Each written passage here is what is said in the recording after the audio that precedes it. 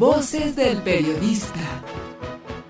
El Club de Periodistas de México, con su brazo asistencial, la Fundación Antonio Sáenz de Miera y Feital, presenta Voces del Periodista. Conduce Celeste Sáenz de Miera. Comenzamos. Muy buenas tardes, estimados cibernautas. Aquí estamos en el programa de Voces del Periodista. Agradezco infinitamente a Celeste que me ha hecho el favor de invitarme, al presidente, al director del Club de Periodistas, Maurice Alum.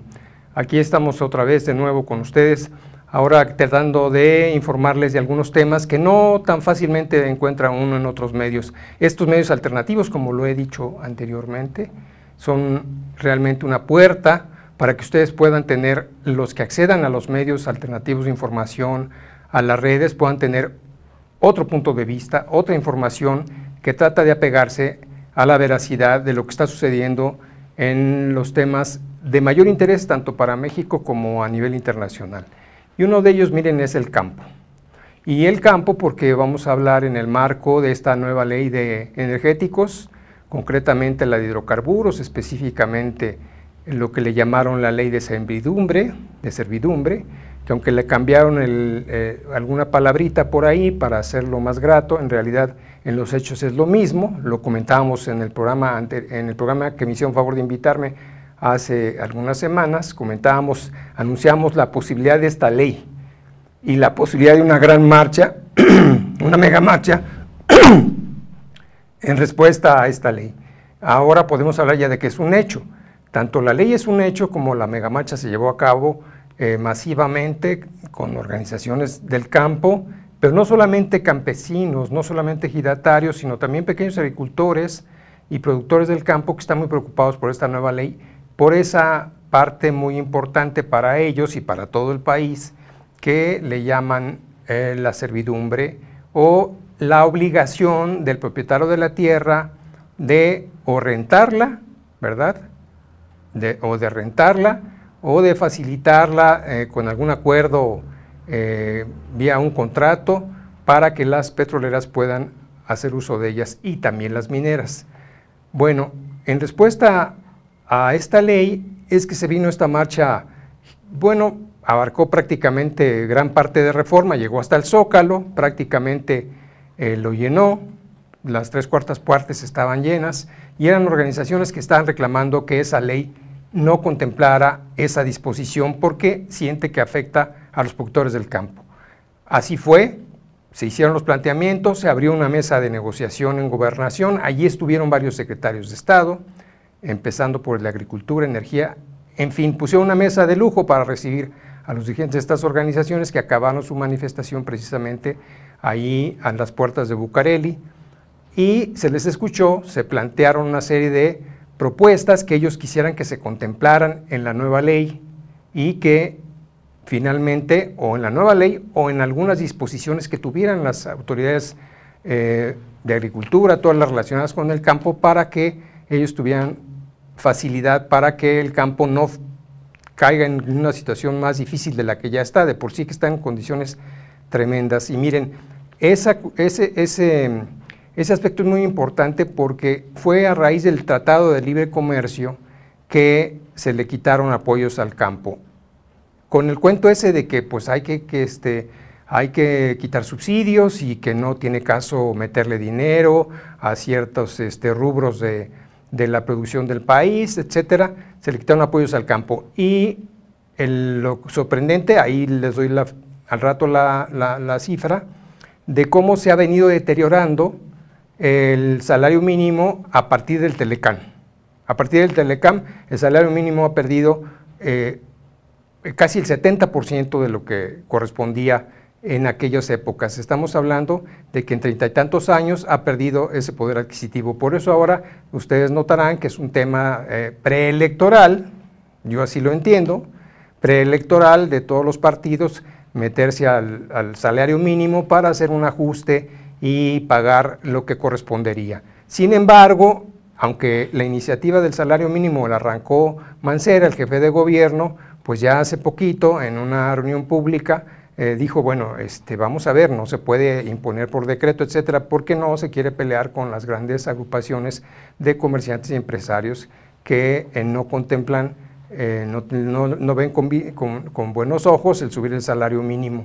Pero yo les preguntaría, mis estimados cibernautas, díganme ustedes cómo puede ser que un país pueda prosperar si se tiene a una gran parte de la población en niveles de prácticamente sobrevivencia.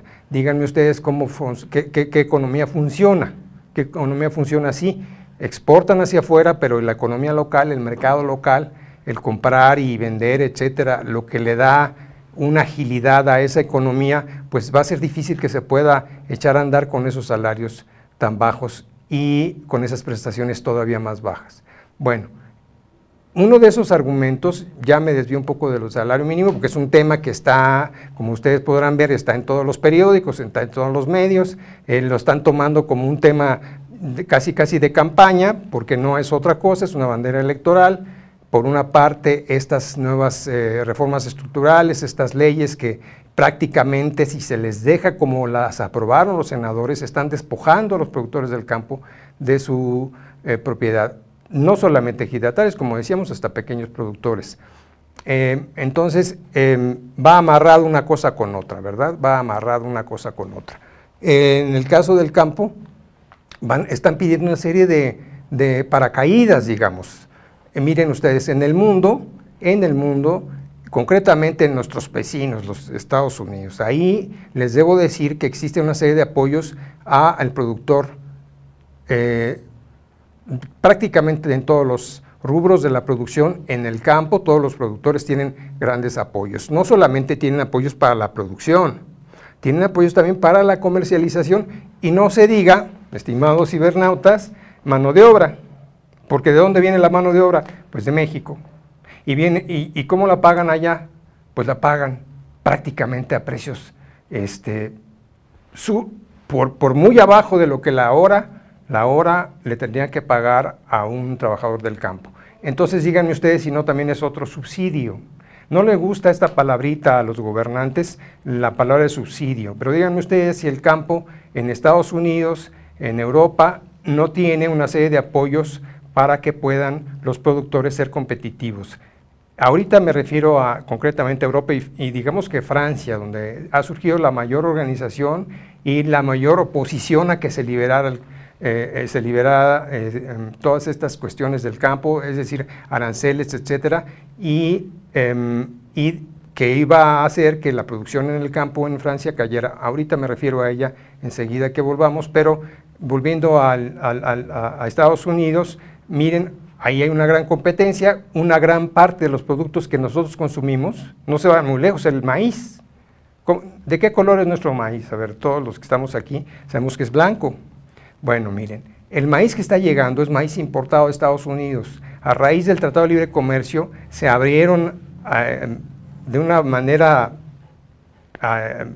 vamos a llamarle, aunque en el marco del Tratado de Libre Comercio se permitía, se abrió a lo bruto, a lo salvaje, se abrieron las fronteras y empezaron a llegar. Ahora la mayor parte de los alimentos, una parte importante, son importados. Dependemos del campo de otros países.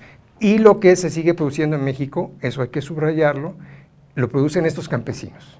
Los campesinos que se manifestaron protestando porque con esta nueva ley de hidrocarburos se pone la producción de hidrocarburos, se ponen a las petroleras extranjeras y las posibles nacionales por encima de cualquier productor de cualquier lugar del país. Es decir, cualquier productor pueden llegar a ellos y decir, bueno, mira, hicimos estudios aquí de prospección, hicimos una serie de análisis y en esa tierra, en este cerro, a la orilla de ese río, ahí hay petróleo, o ahí hay oro, o ahí hay plata. Entonces, la ley de hidrocarburos nos da prevalencia para poder explotar esta tierra. Van a tener que ponerse de acuerdo con las grandes empresas, se van a tener que poner de acuerdo con ellas y echaron para abajo una clausulita que querían que fuera una clausulita de protección para el productor, ¿verdad? Y que era que hubiera testigos a la hora de firmar los contratos, que hubiera testigos ahí de parte de los que rentaran su tierra. ¿verdad?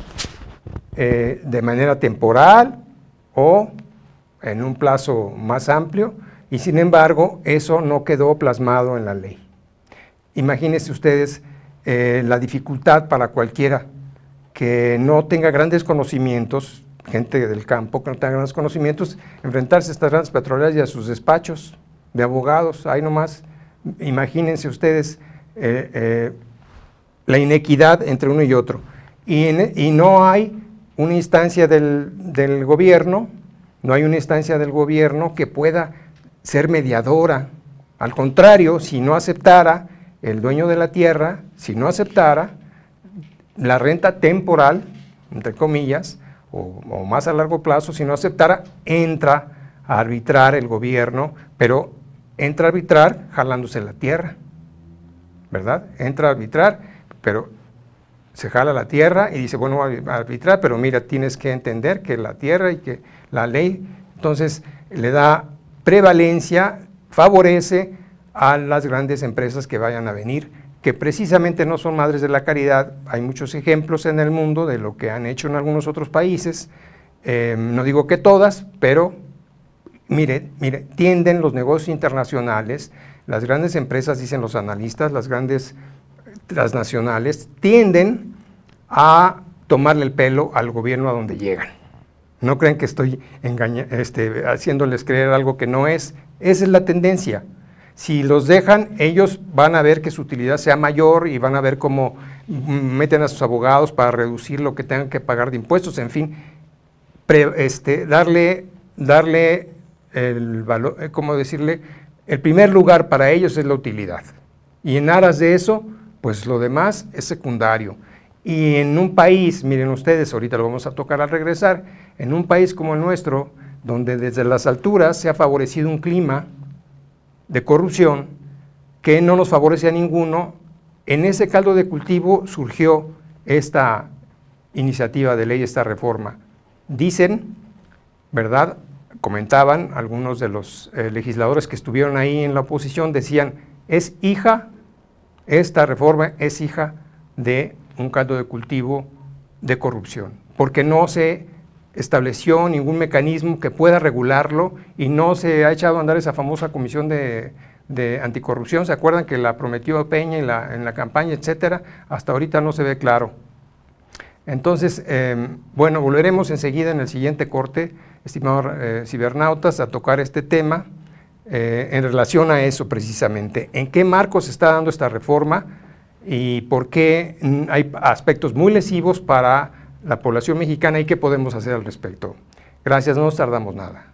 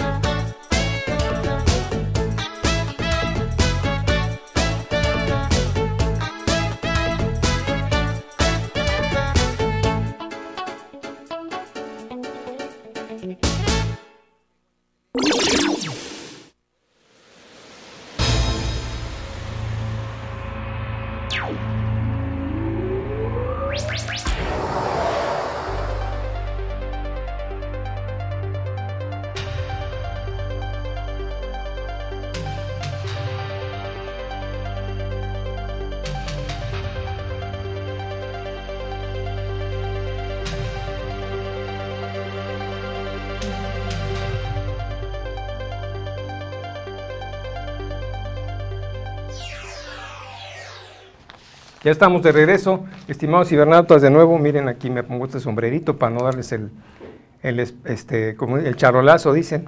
Miren ustedes, estábamos comentando sobre el campo y concretamente sobre estas reformas estructurales, que por cierto, esta concretamente ustedes sabrán y habrán escuchado tal vez en otros medios, además de en otros medios alternativos, que no tuvo consenso exactamente, porque las últimas encuestas que se hicieron, el 70% de los mexicanos, si no es que más, estaban en contra de que se privatizara el petróleo. Eso es la ley de hidrocarburos. El 30%, miren ustedes, hay todos los medios, sobre todo los medios convencionales masivos, se han puesto el ojo en que si los pasivos de Pemex y que si los trabajadores, etcétera, etcétera, le dan revuelo a un montón de noticias, pero el caso concreto es que miren ustedes, no hay que perder de vista lo siguiente: el 30 y el 40% de la renta petrolera es la que se les está concesionando a las empresas extranjeras y las nacionales, las que puedan por ahí estar ahí, que vayan a competir. 30 o 40% de esa renta petrolera era parte de lo que se utilizaba para los servicios de salud, de educación, etcétera, de los mexicanos. Ese 30 y 40%, y lo subrayo porque nos tienen distraídos con que si Deschamps, no quiere decir que sea un angelito, y aquí lo hemos mencionado, que sea un angelito, que los trabaja, no, pero que no nos distraigan con el petate del muerto cuando se están llevando, es que nos están diciendo, miren, voltean para allá mientras te sacan la cartera, ¿verdad? Y mientras el 30 o 40% de la renta petrolera prácticamente se la están pasando así, de mano prácticamente a las empresas extranjeras, con todas las facilidades del caso, porque las leyes quedaron prácticamente hechas a su medida, y es más, no se ven ahí los paracaídas legales, jurídicos, las cláusulas que serían necesarias para que a los mexicanos no nos vayan a bailar estas empresas. Tuvo que venir Jerry Brown, ¿se acuerdan? Que vino hace poco el gobernador de California, y miren de dónde, no lo dijo el gobernador de Baja California, ni lo dijo el gobernador de Sonora, ni lo dijo el gobernador de Aguascalientes, o alguno de los gobernadores mexicanos, o de Campeche, o de Tabasco, no lo dijo él, vino Jerry Brown precisamente, ¿no? El de California, y nos dijo aquí, vino invitado por el gobierno de Peña Nieto, y dijo aquí, pónganse abusados, en buen español, pónganse abusados con estas empresas, de otra manera se los van a comer vivos. Imagínense quién lo dice. Ustedes saben que California es una de las grandes economías del mundo, nada más el puro estado, por la industria armamentista y otras gracias que tienen ahí, pero es la cuarta, quinta economía del mundo, viene y no lo dice. ¿Y por qué no lo dice? Miren, no lo dice porque en la experiencia de Estados Unidos, concretamente de varios estados, California y varios estados, cuando no hubo regulación de las empresas eléctricas, porque ahí echaban a andar una ley muy parecida a la nuestra, ya lo verán ustedes, dejaron una ley parecida a la nuestra en donde se abría el mercado, así le llaman ahora, abrir el mercado. Hay que dejar que el mercado funcione. Bueno, ya después veremos si el mercado funciona así como dicen, que lo sueltas y el mercado hace maravillas. El mercado es una serie de empresas importantes, relevantes, extranjeras muchas, nacionales otras, que prácticamente están en lo suyo, privilegian la ganancia y la utilidad. Ese es su objetivo, no nos debe de sorprender. Lo sorprendente es que no se les regule para que entonces parte de esas utilidades, esa riqueza que se genera en el país, que se genera de nuestros recursos, que se genera de la mano de obra mexicana, favorezca también, además de a ellos, a sus utilidades, a los grandes millonarios que México que tenemos, que ya tenemos más millonarios en México que Francia y Holanda juntos, pues en lugar, si no nada más beneficiarse a ellos, que también a la población venga la derrama vía impuestos, vía prestaciones sociales a la población. Pero eso no sucede cuando no se regula. En México, y les voy a dar el caso concretamente de la industria eléctrica en Estados Unidos, se soltó, se abrió la ley y se abrió la competencia al mercado y entraron un montón de empresas pequeñas y cada estado tenía casi una por estado o dos por estado y cada una competía con la otra. Nada más que cuando pasaba el flujo de electricidad de un estado al otro, si había un problema al pasar el flujo de electricidad de un estado al otro, si al otro no le llegaba y no tenía problemas con el flujo de electricidad, el de acá no se hacía responsable. Entonces, no, pues yo no sé. Acuérdense ustedes y no se vayan muy lejos, busquen, pónganle ahí nada más apagones en Estados Unidos, pónganle en el Google o pónganle en inglés, ¿sí? Pónganle ahí y van ustedes a ver cuántas veces ha habido apagones. Nueva York, una gran ciudad extraordinaria, con una de las grandes metrópolis del mundo, ha tenido apagones prácticamente de la ciudad. Y no digas California. Y eso ha sucedido porque esa falta de regulación, pues a eso se referían. Esa falta de regulación ha hecho que esas empresas, al competir entre ellas, prácticamente ninguna se hace responsable del conjunto de la administración de la electricidad. Por eso, en muchos países se está considerando la electricidad como algo de seguridad nacional. Al no haber un regulador, se supone que aquí va a haber una oficina gubernamental que va a regular. Pero le sucedió algo allá en los Estados Unidos, claro, acá no, aquí no se preocupen, entonces aquí no nos va a pasar, pero allá les pasó una cosa, resulta que allá las empresas colocaron al regulador, como son tan grandes, tan poderosas, tienen tanto dinero, ¿verdad? Dijeron, ¿sabes qué?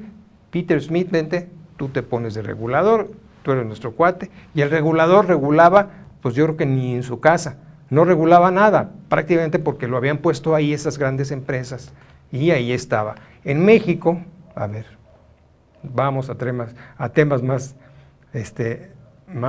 no tan complicados, porque digamos que México es más sencillo en algunos sentidos, pero en México, donde prácticamente ponen al compadre del compadre, donde se puede con toda facilidad una gran empresa dejar de pagar impuestos o le condonan impuestos, acuérdense los 3,000 a una empresa televisora, en fin, y luego no se van más lejos, dicen que 40,000, hay una demanda, por cierto, en la Suprema Corte por haberle condonado impuestos a los estados y a los municipios. Por cantidades se argumentan 40,000, la ciencia defiende, dice que son menos, que son 17,000. La cosa es que se le condonaron cientos de miles de millones a esos municipios y a esos gobiernos de los estados. No me quiero ir muy lejos, nada más vean de qué partidos eran. Se atravesó un proceso electoral y uno dice, a ver, un proceso electoral de por medio, la elección presidencial y a los meses, al año les están condonando impuestos por esas cantidades. ¿Qué hicieron con ese dinero los gobernadores y los presidentes municipales? ¿Por qué no se explica? Miren, a raíz de esto, precisamente, esto lo doy en el contexto de esto del campo. Miren ustedes, mientras vemos cosas como estas, ¿verdad? Vemos la falta de apoyo en otras. Miren, hubo una demanda de varios abogados, una periodista reconocida, respetada, y varios especialistas, abogados, etcétera, gente de la sociedad civil que hizo una demanda a la Suprema Corte para que se impidiera que se le perdonara el pago de impuestos a estos gobiernos. No prosperó. Ellos metieron la iniciativa, lo hicieron la propuesta, le pidieron a la Suprema Corte que interviniera porque le correspondía al ciudadano saber qué se hace con sus impuestos y también al ciudadano conocer cuáles son las medidas que va a tomar la Secretaría de Hacienda en relación a esos adeudos, y pedía finalmente que la Suprema Corte interviniera para que se impidiera. Miren, todavía no da su fallo definitivo la Suprema Corte, pero en principio cuando los invitaron para que escucharan cómo se iba a llevar el caso, cómo se iba a discutir este asunto en la Suprema Corte, minutos duró el trámite y prácticamente se pospuso. digamos, porque dicen que todavía no termina. Sin embargo, es la hora que, hasta donde sé, es la hora que todavía no queda claro qué se hizo con esos impuestos y por qué se le condonaron esa cantidad de impuestos. Entonces, imagínense ustedes con estas facilidades para gobiernos que no nos queda claro qué hacen con ese dinero. Y cuando hay iniciativas ciudadanas, pues prácticamente se les da un portazo en las narices y no se les permite saber cómo se están gastando sus impuestos. Y mientras eso sucede, por el otro, vemos que al campo tiene que estarse manifestando masivamente para que se le dé atención a los productores y a las tierras mexicanas, que finalmente les debo decir que gran parte de los alimentos, no le digo la gran parte, pero una parte importante de los alimentos que consumimos todavía, a pesar de los pesares, provienen del campo, a pesar de la fuga masiva, de la migración masiva mexicana a los Estados Unidos, porque mis paisanos allá en Estados Unidos me comentan, pues mira, aquí tenemos no te creas que tenemos al peón de campo, tenemos al maestro, tenemos al que conoce, al que tiene una gran experiencia, esos son los que están trabajando en los campos de California, Oklahoma, etcétera, esos son los que están produciendo. Entonces, ellos son los que se van. ¿Y aquí qué sucede? Pues se quedan, hay poblaciones donde prácticamente nada más se quedan las mujeres y los niños, y miren ustedes, al rato tocamos el tema de los niños migrantes, ya ni siquiera los niños se están quedando, ¿no? Ya están migrando. Ya ven el problema, aquí lo mencionamos, ¿se acuerdan? El día precisamente nos hizo favor de invitarnos el Club de Periodistas a hacer el programa el día del Niño, y nos mencionamos el problema de los niños migrantes y del drama que significaba cuando todavía no se daba este reflector, porque el problema está hace rato, nada más que ahora ya se le pusieron atención y se le puso el reflector en Estados Unidos. Parece que antes no los veían, ¿verdad? Pero ahí estaban, llegan cientos de miles de niños, y debo decirles, no solamente son niños de Centroamérica como nuestro gobierno enfatiza, ¿no? Nuestros boletines, no, un gran porcentaje son de niños mexicanos, y muchos de ellos provenientes de precisamente zonas rurales del campo que no se le apoya. Bueno, no nos tardamos nada, vamos a un corte y regresamos. Muchas gracias.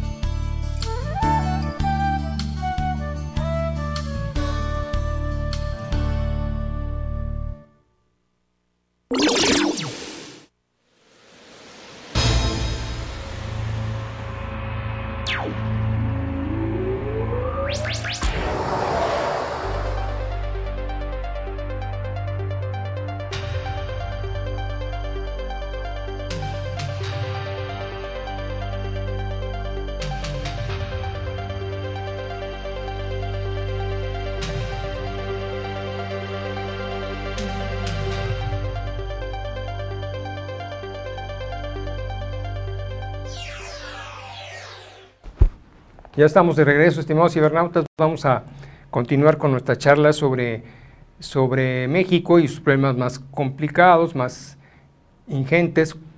Estamos enfocando a la cuestión del campo porque en estos últimos días vimos una manifestación multitudinaria de organizaciones campesinas, ejidatarias, pequeños productores, protestando por esta nueva ley de hidrocarburos. Y estábamos en el tema de la migración ligada al campo, ¿no? Los cientos de miles que se van para Estados Unidos y que con su mano de obra contribuyen al desarrollo de esa economía. Imagínense nomás el contraste, una economía que es una de las más importantes del mundo, de las más poderosas. Nosotros, aunque ellos no lo quieran reconocer, la subsidiamos porque esta mano de obra muy barata, que ellos pagan muy barata, ayuda a esa economía y sin embargo le ponen 1000 trabas para que vaya esta mano de obra, con contraste con Canadá, que hay un acuerdo en donde la gente va con seguros médicos, con su visa garantizada, etcétera, y acá pues a la buena de Dios, crúzate el desierto y si cruzas pues qué bueno, y si te quedaste en medio pues ahí te quedaste. Hay cientos de muertos, miles de muertos, ahí están las cruces en la frontera, puestas en una parte importante de la frontera con Tijuana, ahí están cruces y cruces que la gente ha puesto de todos los miles de muertos que se quedan en el desierto, porque los accesos a Estados Unidos de los campesinos ligados, de los productores que se iban, porque acá el campo está en la inopia por la falta de apoyo del gobierno mexicano, por ese Tratado de Libre Comercio que se firmó en condiciones muy desventajosas para México y concretamente para el campo, prácticamente se le quitaron todos los apoyos que ya medio sobrevivían con organizaciones, organismos que apoyaban la producción en el campo. Bueno, pues a esta fuga prácticamente masiva, buscando un mejor futuro para su familia, de campesinos mexicanos, cruza por ahí, va a dar a Estados Unidos y ahí prácticamente muchos quedan en el desierto o pasan al otro lado a ayudar a esa economía a producir todos esos el maíz, el trigo, etcétera, todo lo que se produce, que luego nos lo mandan acá. Fíjese qué bonito, luego nos lo exportan aquí, nosotros pagamos para comprar lo que prácticamente muchas manos mexicanas están produciendo allá. De ahí que ahora estén demandando todas estas organizaciones campesinas un mayor apoyo, porque con esta ley de hidrocarburos famosa y esa servidumbre y esa renta temporal que van a estar obligados a hacer de sus tierras, con esto es la puntilla que se le dará al campo. Prácticamente va el porcentaje de alimentos que se producen para consumir en México y que son buenos, porque son buenos, esas frutas, esos productos, esas hortalizas, que se producen en México prácticamente no se van a producir ya porque van a tener en mano las empresas petroleras y si encuentran que ahí hay pues gas o petróleo o las minas, oro, plata o cobre, lo que sea, ellos van a decir sobre esa tierra nos vamos y no van a tener protección. Esta marcha fue para eso, está abierta la mesa de negociación, ellos expusieron un plan,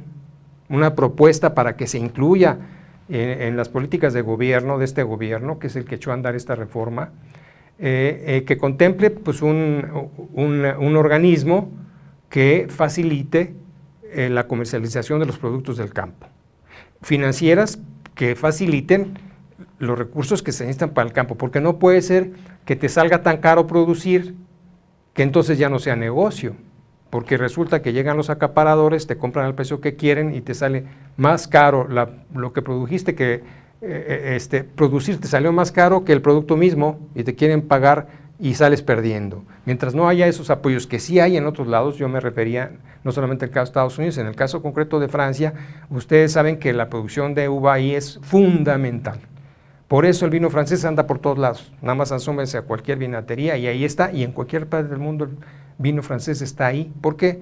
Pues porque tienen una uva de diferentes calidades que ha permitido que incluso ese vino tenga esa denominación de origen, no puede ser más que si le ponen Made in France tiene que ser de origen, se respeta eso como el tequila en Jalisco, y eso es porque tienen una serie de apoyos al campo extraordinarios. ¿Cuántas cantidades de quesos hay en Francia? Pues nada más, decía De Gaulle, pues es muy difícil gobernar este país porque con 600 tipos de queso, dice, pues es muy difícil. Bueno, Eso es producción del campo, eso viene de la cabra, viene de la vaca, etcétera, y se facilita con una serie de apoyos del gobierno. Y frente a la competencia con Estados Unidos, Europa ha sido muy determinante en el apoyo a sus productores. ¿Por qué México prácticamente va a cerrar las puertas de su campo? Cuando es muy importante la autosuficiencia alimentaria, es fundamental para un país. Si no puedes garantizar como gobierno, como Estado mexicano, la alimentación para tu población, entonces ¿qué garantizas? Si no garantizas la seguridad. Y luego se enojan porque les dicen estados fallidos, pero si desde donde tomas las decisiones prácticamente cedes todo y dejas al descubierto tu campo, tu industria, con una serie de apoyos y abres las puertas para que vengan empresas que no sé si no alcancen a comprender que las empresas extranjeras traen objetivos muy concretos y lo han demostrado en el mundo. Ustedes, por favor, nada más echen un vistazo y van a ver pues, cuál es su tarea, cuál es su objetivo. Es el deber de un gobierno y de un Estado proteger a su población. Para eso, incluso, hubo una revolución que nos dio derechos sociales que ahora quieren hacer letra muerta. Bueno, ya anda el PAN hasta celebrando ahí la muerte de Cárdenas, ¿no? Hicieron ahí, y Cázares, el presidente del PAN, escribió ayer, antier, casi una esquela funeraria para Cárdenas y su legado en materia social.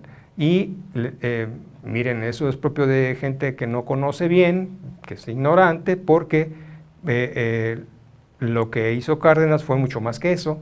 Ahí hay una serie de páginas de la historia que si se meten a verla, pues se van a dar cuenta. Pero una de ellas era precisamente el apoyo a los productores del campo, a los ejidatarios. Miren, algunas, ya no vamos a tratar no vamos a hablar nada más de los aspectos negativos, también queremos hablar de un aspecto muy positivo y miren ustedes, estas organizaciones que están pugnando para que se tomen en cuenta sus intereses también y que son los que nos dan de comer, una parte importante de sus productos vienen a nuestras mesas, están pidiendo que rectifique el gobierno y que en el caso en esas leyes no serán leyes hasta que no se publiquen en el diario oficial. Le están pidiendo a Peña Nieto concretamente que si es cierto lo que les ofreció, si es cierto lo que en esa mesa los secretarios de Estado les expusieron que iban a escuchar y tomar en cuenta sus propuestas, si eso es cierto, entonces que no se publique en el diario oficial esa ley. Le están pidiendo esto, no se publique, porque al publicarse prácticamente la hacen y las empresas extranjeras ya se están enjugando los bigotes. Pero también hay noticias positivas, miren ustedes, hubo un triunfo de una comunidad maya. Como ustedes saben, en Yucatán es uno de los principales productores de miel y México tiene el tercer lugar mundial en apicultura. Y ustedes conocen el proceso de las abejas, etcétera, pero si algún transgénico se siembra cerca de donde está la flora, de donde las abejas van y toman la miel, etcétera, si hay algún sembradío transgénico por ahí, se contamina con el transgénico el polen, y el polen va a dar a la miel, y los productores, los consumidores internacionales, las compañías que compran esta miel, la mexicana que está en tercer lugar, le hacen un estudio, la revisan, y ahí se han dado cuenta que está contaminada con transgénicos. Por eso las comunidades mayas buscan preservar la producción de miel en la península y acaban de anular una autorización a Monsanto para cultivar soya transgénica en Yucatán. Precisamente porque esa soya es transgénica, la produce Monsanto y contaminaría la zona de cría de las abejas. Bueno, ahí está esto, miren. Quiere decir que entonces hay manera de que algunas de estas barbaridades que se están permitiendo, que se están autorizando, no prosperen. No solamente esta reforma de hidrocarburos, en sus aspectos como los que estamos señalando, también la de educación, etcétera, que no tome en cuenta que cada estado y cada zona del país, cada zona de cada estado no es exactamente lo mismo y no se puede desde un escritorio decir pues tú te uniformas y me vas a hacer las cosas en este cuadrito así y todos igual. No, México no es uniforme. Ustedes saben muy bien las grandes desigualdades que hay en México, las zonas protegidas y marginadas que hay, las zonas indígenas donde se les ha dado tan poco apoyo y protección, etcétera. No podemos comparar el norte con el sur, algunas zonas del mismo centro de la Ciudad de México.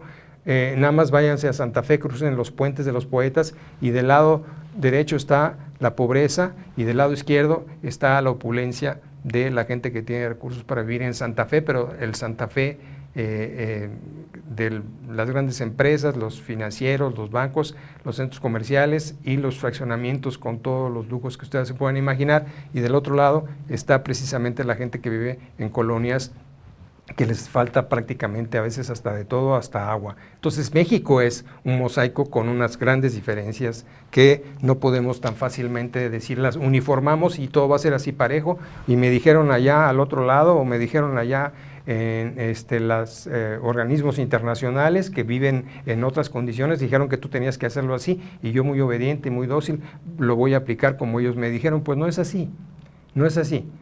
Tan no es así que miren ustedes la serie de conflictos y problemas que está habiendo en todo el país en resistencia a algunas de estas reformas que prácticamente se anuncian con bombo y platillo. Miren, ¿recuerdan cuando nos dijeron lo de los ferrocarriles? ¿No se acuerdan? Que nos dijeron que los ferrocarriles estaban quebrados y que era dinero bueno al malo, etcétera. Ya no nos podemos transportar en ferrocarriles. En el mundo entero los ferrocarriles son un medio de transporte súper moderno. Pregúntenle a los chinos, pregúntenle ustedes a los mismos Estados Unidos, pregúntenle ustedes a Inglaterra, a Alemania. Tienen hasta segundos pisos los ferrocarriles en Alemania, con bar, con comedor. Son una maravilla transportarse ahí. Ah, no, en México nos quitaron el ferrocarril para las personas. Nada más se transportan mercancías. Bueno, luego nos dijeron que los bancos, ¿se acuerdan? Que no, que la banca, que tenía que venderse para que fuera más productiva, etcétera, y ahora hay bancos que usted entra y no le hacen caso, lo tiran de loco, y las tasas que cobran de algunos servicios, no digo todos los bancos, pero las tasas que cobran muchos bancos son de las más altas, no solamente en México, son comparativas con Madrid y con Londres, son más caras que los servicios que nos prestan aquí, y así nos podíamos seguir con los teléfonos que estaban quebrados, etcétera. Miren, esas reformas en algunos sentidos han sido un fraude para nosotros, porque no las ofrecieron como un mecanismo para que pasáramos al primer mundo, y resulta que pasaron al primer mundo nada más los que lo prometieron, porque viven de maravilla esos presidentes que echaron a andar esas reformas y los funcionarios que le hicieron la segunda. Ahora vamos a ver si con esta nos están ofreciendo empleos, economía, etcétera. Lo que va a haber es que si viene inversión extranjera, un ratito va a haber dinero y después los países se dividen entre los que tienen petróleo y los que no lo tienen. México tiene petróleo, pero el 30 al 40% de su renta petrolera se va para las empresas. Para empezar, nada más en el papel, espérense que entren y empiecen a hacer lo que ellas saben, que es expandirse y tratar de hacer el negocio con todo lo que esté a su alcance. Bueno, ahí vamos a dejar un poquito lo del campo y nos vamos a concentrar en un tema que quería mencionarles, que es miren ustedes, vamos a regresar a lo del salario mínimo. Discúlpenme, pero voy a leerlo aquí, pues una tabla que publicó un periodista que se llama Enrique Galván Ochoa, y dice: las gasolinas y los sueldos. Miren, escuchen ustedes, está puesto primero el país, luego el precio por galón y el precio por día, ¿verdad? El salario por día, son 3 columnas. Miren ustedes, primero está México, el precio por galón en México es de 46.54, el salario por día 67.29. Ni le da para un galón de gasolina. En Noruega es el segundo lugar. En Noruega el precio por galón 127.27, el salario por día en Noruega 3.549. Miren, sigue Holanda en tercer lugar, el precio por galón 122.98, el salario por día, agárrense ustedes, miren, 1.768. En Italia el cuarto lugar, 121 por galón, salario por día en Italia 1.287. En Dinamarca, el quinto lugar, precio por galón 118, salario 2.210. En Bélgica, precio por galón 112, salario 1.703. En Portugal, precio por galón 111, salario por día 780 pesos. Turquía, 110 por galón, salario 735. Finlandia, precio por galón 109, ¿sí? 109 y 1.768 de salario. Vean ustedes el contraste. Ya nada más nos faltan 2 países. Mire, Israel, que ahorita vamos a tocar un poquito el tema internacional. Israel, 107 por galón y 1.352. Para terminar, Hong Kong en el 11º lugar. 107 precio por galón y el salario 1.430. Compárenlos con el salario por día en México de 67.29. Díganme ustedes, ¿de qué estamos hablando?